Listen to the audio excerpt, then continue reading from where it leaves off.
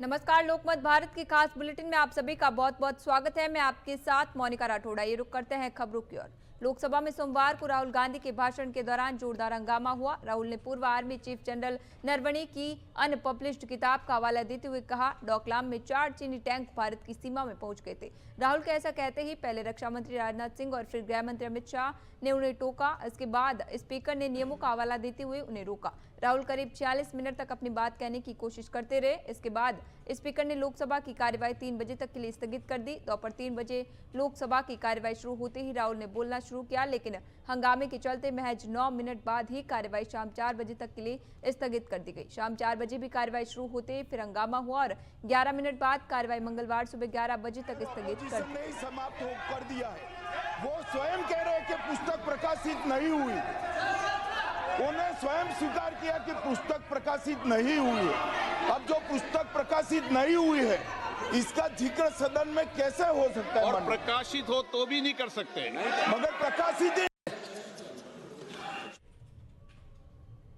जिला कांग्रेस कमेटी द्वारा संगठन को और अधिक मजबूत बनाने तथा आगामी राजनीतिक गतिविधियों की रूपरेखा तैयार करने के लिए एक महत्वपूर्ण समन्वय बैठक आयोजित की गई। बैठक में कांग्रेस के राष्ट्रीय सचिव कपिल देव विशेष रूप से मंदसौर पहुंचे और कार्यकर्ताओं से सीधा संवाद किया। बैठक की अध्यक्षता जिला कांग्रेस अध्यक्ष ने की, जिसमें ब्लॉक अध्यक्ष, वरिष्ठ नेता, जनप्रतिनिधि, युवा कांग्रेस, महिला कांग्रेस और विभिन्न प्रकोष्ठों के पदाधिकारी बड़ी संख्या में उपस्थित रहे। राष्ट्रीय सचिव कपिल देव ने अपने संबोधन में कहा कि कांग्रेस पार्टी जमीनी स्तर पर आम जनता के मुद्दों को मजबूती से उठाएगी। उन्होंने कार्यकर्ताओं से कहा कि वे गांव-गांव और वार्ड-वार्ड जाकर लोगों की समस्याएं सुने और पार्टी की नीतियों से उन्हें अवगत कराएं। जिला कांग्रेस कमेटी की समन्वय समिति की बैठक अखिल भारतीय कांग्रेस कमेटी के राष्ट्रीय सचिव, मध्य प्रदेश के प्रभारी माननीय श्री संजय दत्त जी ने बैठक ली। बैठक में पंचायत स्तर से लगाकर जिले स्तर तक संगठन के नवनिर्माण को लेकर कार्य योजना बनी और आगामी दिनों में संगठन की गतिविधियों को लेकर जमीनी स्तर पर और अधिक मजबूती के साथ संगठन को खड़ा करने के लिए, साथ ही प्रशिक्षण शिविरों के माध्यम से कांग्रेस की विचारधारा को जन जन तक पहुंचाने के लिए कार्य योजना बनी है। केंद्र और राज्य सरकार की जन विरोधी नीतियों को लेकर आने वाले समय में पंचायत स्तर से लगाकर जिला स्तर तक व्यापक रूप से विरोध प्रदर्शन। इंदौर के हीरानगर थाना क्षेत्र के श्यामनगर एनएक्स इलाके में देर रात तलवारबाजी की घटना सामने आई है। शाम को ये विवाद के बाद रात में 2 युवकों के बीच मारपीट हुई, जिसमें तलवार चलने से 2 युवक घायल हो गए। घटना का एक वीडियो भी सामने आया है, जिसमें एक युवक हाथ में तलवार लेकर धमकी देता हुआ नजर आ रहा है। ये वीडियो सोशल मीडिया पर तेजी से वायरल हो गया। वीडियो के सामने आने के बाद पुलिस ने कार्रवाई करते हुए 2 आरोपियों को गिरफ्तार कर लिया है। मामले की जाँच जारी है।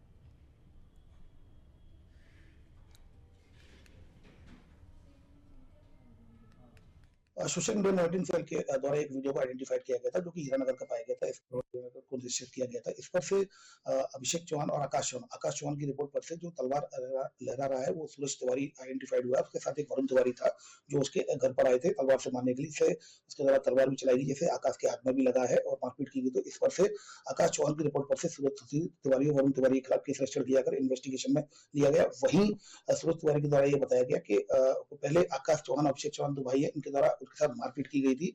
तो 327 के तहत केस रजिस्टर्ड, जो अवैध वसूली का केस रजिस्टर्ड उसके साथ आकाश चौहान, अभिषेक चौहान के खिलाफ किया गया है। केंद्रीय बजट पेश होने के बाद देश के तमाम राज्यों के स्थानीय जनप्रतिनिधि और विशेषज्ञ अपनी अपनी प्रतिक्रिया इस बजट को लेकर दे रहे हैं। इसी क्रम में केंद्रीय बजट को लेकर मंदसौर शहर के जनप्रतिनिधियों, वरिष्ठ नेताओं और वित्त विशेषज्ञों ने अपनी अपनी प्रतिक्रिया दी है और बजट को लेकर अपने विचार साझा किए हैं।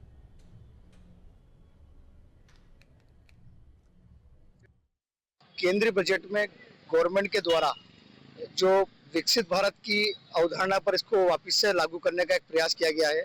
सबसे ज़्यादा जोर इंफ्रास्ट्रक्चर पे दिया गया है। नए नए waterways, industrial corridors, freight corridors, इन पर फोकस किया गया है।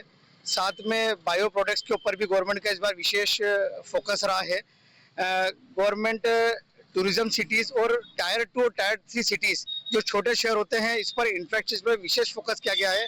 विशेषकर टूरिज्म मतलब जो हमारा तीर्थ सिटीज़ के रूप में भी कंसेप्ट आया है तो मंदसौर के अंदर में भी हमारे सभी जनप्रतिनिधि प्रयास करेंगे कि उसके लिए भी कुछ ना कुछ विशेष फंड इस बजट से हमारे शहर को मिले, क्योंकि पशुपतिनाथ की नगरी के नाम से फेमस है।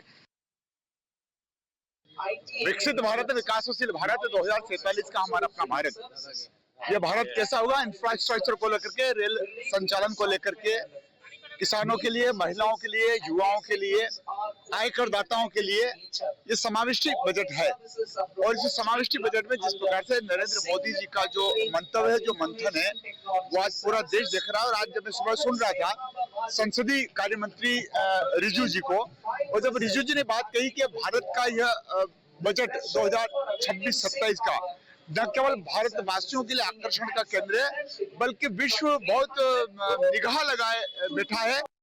आज हमारी मुख्यमंत्री द्वारा जो बजट पेश किया है वो वास्तव में सभी बहुत ही अद्भुत और सभी वर्गों के लिए बहुत ही एक ऊर्जावर्धक और सभी जो हमारे उत्पादन है, स्थानीय उत्पादन, हमारे जो महिला शक्ति के लिए और युवा वर्ग के लिए, खिलाड़ियों के लिए, सभी के लिए बहुत ही अच्छा बजट पेश किया। और इस बजट को लेकर हम सब बहुत ही अपना आज सभी बहुत ही उत्साहित हैं और मैं इस बजट की सबको बहुत बहुत बधाई देती हूँ।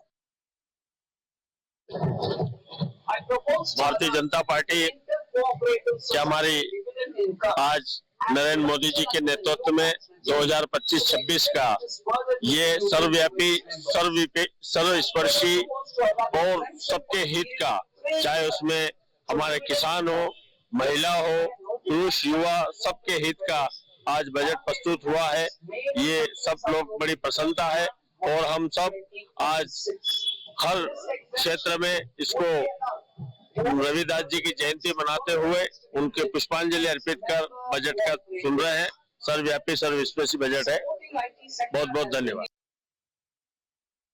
बजट जो पेश किया है वो उसे लोक लुभावन बजट के रूप में पेश किया है, परंतु दिक्कत अलग जगह है। दिक्कत ये है कि धरातल पे चीजें नहीं बदलती। मुनाफाखोरी, जमाखोरी और पूंजीवादी अर्थव्यवस्था का जो सेंट्रलाइजेशन हो रहा है, जब तक उसमें बदलाव नहीं होगा तब तक देश की प्रगति को प्रगति नहीं माना जा सकता। आप विदेश जाना सस्ता कर दीजिए, आप यूरोपियन कंट्रीज के साथ जो डील है उसमें उसको मदर ऑफ ऑल डील बता दीजिए।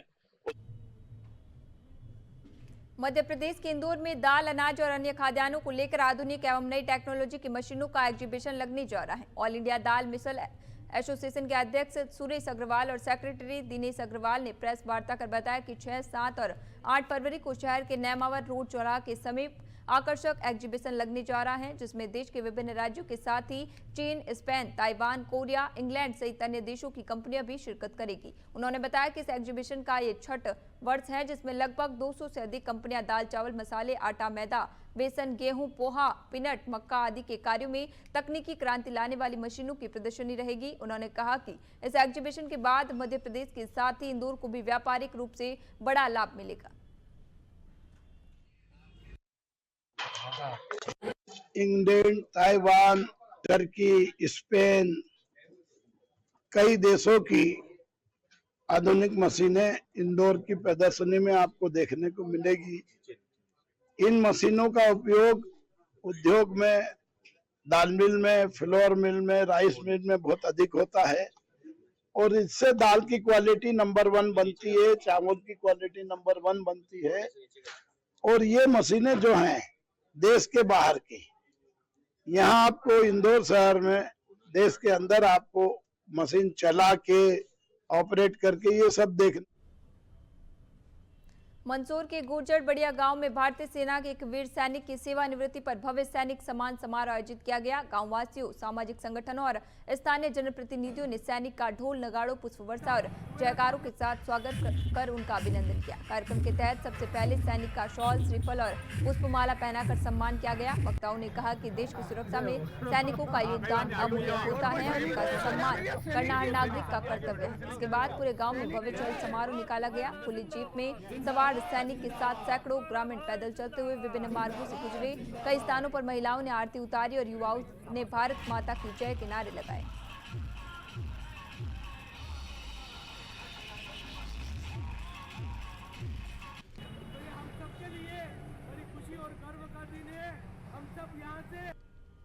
ये दसपुर की धरा है और दसपुर की धरा पर फिर नया एक चमत्कार हो रहा है कि मंदसौर की धरती पर 778वें सैनिक के रूप में भाई गोपाल जी गुजर 18 बरस भारत भूमि की रक्षा करके आज हमारे नगर लौटे हैं।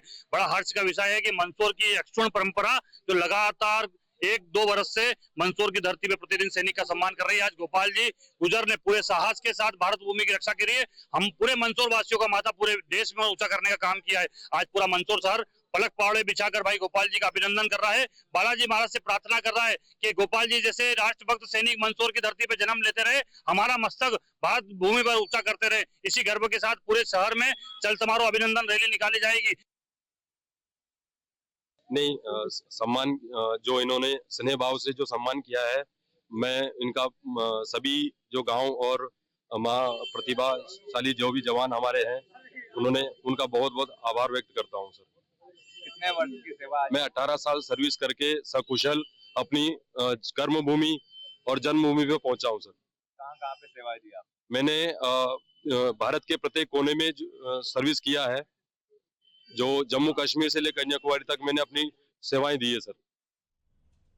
ग्वालियर के बिलोआ में गिट्टी खदान के वर्चस्व को लेकर दो पक्षों के बीच जमकर फायरिंग का मामला सामने आया है। इस पूरी वारदात का वीडियो सोशल मीडिया पर वायरल हो रहा है, जिसमें 1 दर्जन से अधिक लोग राइफलों से गोलियां चलाते नजर आ रहे हैं। दिन दहाड़े हुई इस गोलीबारी से पूरे क्रैशन मार्केट इलाके में दहशत फैल गई है, जिसके बाद पुलिस ने इस मामले में दोनों ओर से 10 से ज्यादा लोगों के खिलाफ मामला दर्ज कर उन्हें गिरफ्तार कर लिया है। इसी बीच ये बात सामने आई है कि मूल विवाद संदीप शर्मा और मोहित शर्मा के बीच में खदान के उत्खनन को लेकर हुआ था, जबकि खदान किसी तीसरे व्यक्ति के नाम पर थी। हालांकि पुलिस ने इस मामले की जांच के लिए खनिज विभाग को लिखा है, जिसमें लीज का पता किया जा सके और उसके बाद कार्रवाई की जा सके। वहीं जिस लाइसेंस बंदूक से फायरिंग की गई है उसकी डिटेल्स निकाल दी जा रही है, जिससे हत्यारों को भी सस्पेंड करने की कार्रवाई की जा सके।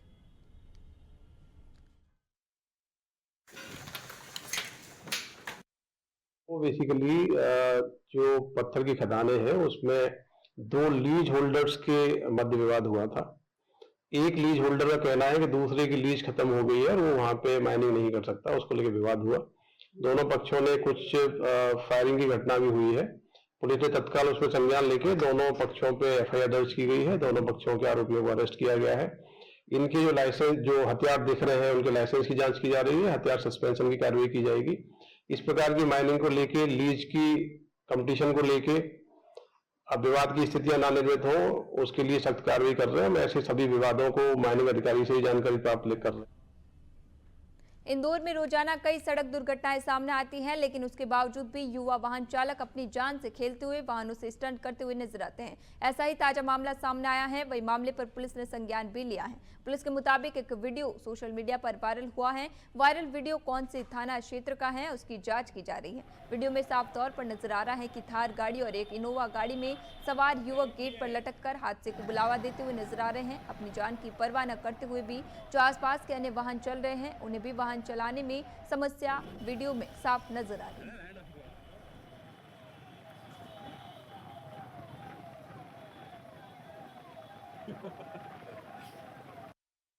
ये सोशल मीडिया मॉनिटरिंग सेल पर एक वीडियो के द्वारा एक वीडियो को आइडेंटिफाई किया गया है, जिसमें कि रात्रि में लगभग 2 गाड़ियां हैं, जिसमें कि एक थार है और एक स्विफ्ट है, जिस पर लोग उड़न मचाते हुए और सड़क पर इस तरह से जो नियम है, ट्रैफिक के नियमों का उल्लंघन कर रहे हैं। इस पर से इसको संज्ञान में ले लिया गया है और इसमें इनको थार का जो नंबर है और स्विफ्ट का नंबर है, इनको आइडेंटिफाई किया जा रहा है और इन जो वाहन में जो लोग उसमें होंगे उन पर कड़ी। ग्वालियर के एक गत्ता कारोबारी को फेसबुक पर एक महिला ने अपने जाल में फंसाया। खुद को यूनाइटेड किंगडम की नागरिक बताकर शिवानी अग्रवाल ने कारोबारी से दोस्ती की और ऑनलाइन ट्रेडिंग के लिए तैयार किया। 75 साल की कारोबारी जब फंस गया और 1.41 करोड़ रुपए गवा बैठा तो फेक विदेशी महिला ने फेसबुक से अपना अकाउंट शिवानी अग्रवाल को डिलीट कर दिया। साइबर एक्सपर्ट की टीम अकाउंट से डिटेल जुटा रही है। साथ ही कारोबारी से ऑनलाइन ट्रेडिंग के नाम पर ठगे गए 1.41 लाख करोड़ रुपए की पड़ताल पे पता लगा रही है। देश के 12 राज्यों के 20 से ज्यादा शहरों के 100 अकाउंट में ये राशि 74 टाइम ट्रांजैक्शन के जरिए ट्रांसफर की गई है। अब पुलिस के साइबर एक्सपर्ट की नजर ऐसे ट्रांजैक्शन या अकाउंट पर है जिसमें 10 लाख रुपए या उससे ज्यादा का ट्रांजैक्शन हुआ हो। करीब 76 इयर्स के व्यवसायी हैं। फेसबुक के जरिए जून महीने में इनका एक विदेशी युवती से संपर्क हुआ और फेसबुक के जरिए चैटिंग हुई तो इन्होंने अपने फ़ोन नंबर भी साझा किए, उनका कम्युनिकेशन एस्टेब्लिश हुआ। बाद में उस युवती ने इनको बताया कि वो इन्वेस्ट कराने का काम करती है और विदेशों में पैसा इन्वेस्ट करा के उसको प्रॉफिट करा सकती है। तो उसके लालच में आके उनको लगा कि इन्वेस्ट करने से फ़ायदा होगा, तो जब एक लिंक आई, एक फर्जी वेबसाइट उनको दी गई। उस वेबसाइट इस तरीके से डिज़ाइन की गई थी कि उस पर जो भी आप पैसा इन्वेस्ट करेंगे उसमें आपको प्रॉफिट शो होगा। तो धीरे धीरे जिन्होंने जब पैसा इन्वेस्ट किया उस वेबसाइट के जरिए, अलग अलग अकाउंट्स में पैसा ट्रांसफ़र किया, तो इनको वेबसाइट पे दिखता था कि इनको लगातार प्रॉफिट हो रहा है। इस प्रकार से इन्होंने करीब 1 करोड़ से ज़्यादा की राशि प्रॉफिट के लालच में आके उस वेबसाइट के जरिए। पिछले 14 सालों से पाकिस्तान की जेल में बंद प्रसन्नजीत रंगारी उर्फ सुनील अड़े की रिहाई हो गई है। पाकिस्तान ने शनिवार को 7 भारतीय अपनी जेल से रिहा किए हैं, जिनमें एक नाम बालाघाट के प्रसन्नजीत का भी था। मानसिक संतुलन बिगड़ने के कारण भटकते हुए पाकिस्तान पहुंचे प्रसन्नजीत को उसकी बहन संगमित्रा खोबरागड़े के अथक प्रयासों से रिहाई मिली है। प्रसन्नजीत को लेने उसके जीजा राजेश खोबराड़े और एक ग्रामीण सोमवार को अमृतसर रवाना हुए हैं। मंगलवार तक उसके घर लौटने की उम्मीद है। वहीं उनकी बहन ने कहा कि खुशी बयां करने के लिए शब्द कम पड़ रहे हैं। उन्होंने कहा कि मां को ये खुशखबरी सरप्राइज के तौर पर देना चाहती हैं। एक मां को वर्षों बाद उसके बेटे से मिलाने की खुशी संभाली नहीं जा रही। इसके अलावा संघमित्रा ने प्रधानमंत्री नरेंद्र मोदी का भी आभार जताया। कोशिश करना कामयाब नहीं होंगे, अपनी वाइफ को लेने जाएंगे हम, क्योंकि मैं बीपी की पेशेंट हूँ और मेरी कभी भी तबीयत खराब हो जाती है और मैं ज़्यादा सफ़र बालाघाट तक ही कर पाई हूँ, उससे आगे कहीं गई नहीं हूँ आज तक। इंदौर के द्वारकापुरी थाना क्षेत्र में एक महिला के घर अज्ञात व्यक्ति ने पार्सल दिया। पार्सल खोलने पर उसमें एक देसी पिस्तौल और काले धन को लेकर धमकी भरा पत्र मिला। नकाबपोश बदमाश द्वारा पार्सल दिया गया था, जिसके बाद पुलिस ने इलाके के सीसीटीवी फुटेज खंगाले हैं। डीसीपी आनंद कलादेगी के अनुसार मामले की गहन जांच जारी है और आरोपी की तलाश की जा रही है। थाना द्वारकापुरी क्षेत्र का महेश पटेल करके एक फरियादी है। उसकी फरियादी की मकान पर एक अज्ञात व्यक्ति द्वारा फेस को कवर करते हुए एक पार्सल को लेके आए और पार्सल को एक महिला, मतलब उनके परिवार में महिला थे, उनको देख के तुरंत वहां से चला गए। उसके बाद उस महिला के द्वारा उस पार्सल को ओपन करके देखते थे, उस पार्सल में एक पुराना देसी कट्टा था। उसके साथ ही साथ एक लेटर में एक मैसेज था। उस मैसेज में उन्होंने, तुमने ज्यादा पैसा कमा लिया, मैं उनको बता दूंगा यार, दूसरे लोगों को बता दूंगा, और तुमने इस मैसेज के थ्रू, इस पार्सल के थ्रू किसी को अवगत कराओ, तुमको हम लोग जान से मार भी लेंगे करके इस टाइप की उसमें मैसेज छोड़ के उस समय से वो अज्ञात व्यक्ति वहां से फरार हो गया था। इंदौर के रावजी बाजार थाना क्षेत्र से एक सनसनीखेज मामला सामने आया है। रैपिडो बाइक चालक पर एक नाबालिग लड़की के साथ दुष्कर्म का गंभीर आरोप लगा है। पीड़िता ने मोबाइल ऐप से राजवाड़ा जाने के लिए बाइक बुक की थी। आरोपी चालक ने सस्ते कपड़े दिलाने का लालच देकर उसे परदेसीपुरा स्थित अपने कमरे पर ले जाकर वारदात को अंजाम दिया। घटना के बाद पीड़िता ने थाने पहुंचकर शिकायत दर्ज कराई। पुलिस ने अज्ञात आरोपी के खिलाफ दुष्कर्म और पॉक्सो एक्ट के तहत मामला दर्ज कर जांच शुरू कर दी है। रैपिडो ऐप से आरोपी की जानकारी और सीसीटीवी फुटेज खंगाले जा रहे हैं।